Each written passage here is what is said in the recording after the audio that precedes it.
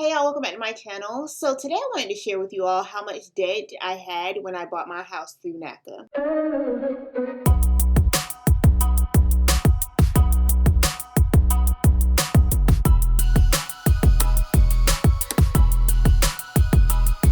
So I wanted to share this with you all because I know a lot of you all are on your way to purchasing your first house, but you probably hear a lot of money advice that recommend that you pay off all of your debt before you buy a house. And I understand where that comes from. I believe it comes from a place of if you have too much debt, it will affect how much you can afford as far as a mortgage loan each month. So I understand where that comes from. And I've actually even experienced it myself. When I first did my first application for a mortgage, it was directly to a financial institution, and I was declined because of affordability, which means that I had too much debt in comparison to my income. My debt to income ratio was too high. So I have experience with that firsthand, and I could have taken the route to pay off all of my debt. That would have taken so long to do. That probably would have taken years and years to finally pay off all of my debt and then try to come back for a mortgage loan. Like, I know I would have been discouraged after taking so long from even trying to achieve that financial goal of being a homeowner. And so that was one route I could have taken. But instead, what I decided to do was go through a program that was more so fit for my situation, I suppose. So when I first heard about NACA, people were saying it was for low income households.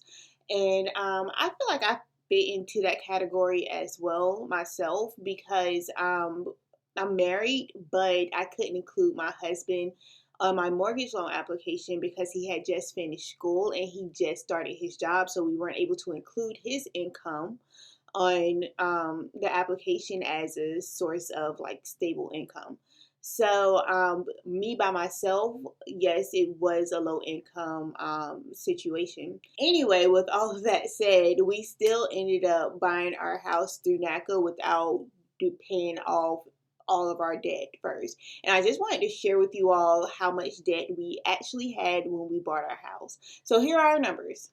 Here is how much debt that we had. Actually, right before I started getting serious about doing a mortgage loan application, I had an SUV and I knew that I had that debt to income ratio problem.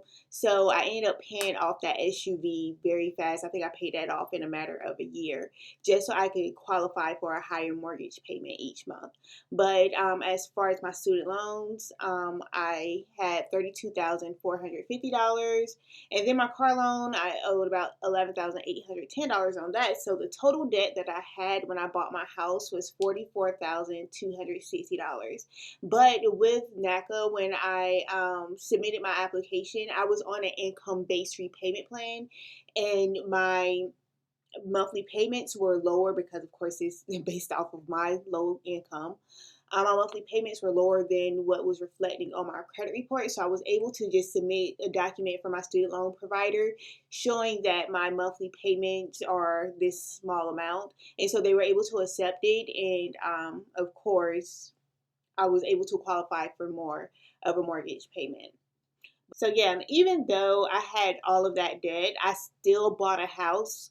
And I just wanted to show y'all it is another way to do things. You don't have to just follow one person's advice. You can be resourceful and try to achieve your financial goals a different way. But I do want y'all to know it's possible to buy a house with debt. But yeah, so now even looking back, like right now I have about $50,000 worth of equity on my house. So, and that worked out for me. That's $50,000 I wouldn't have had if I didn't buy my house when I did. I also do monthly money updates just to keep track of my wealth building or make sure I'm on the right financial track. So if you're interested in that, I'll leave a link down below to the playlist with my monthly money updates. Thank you all so much for watching, and I'll see you next time.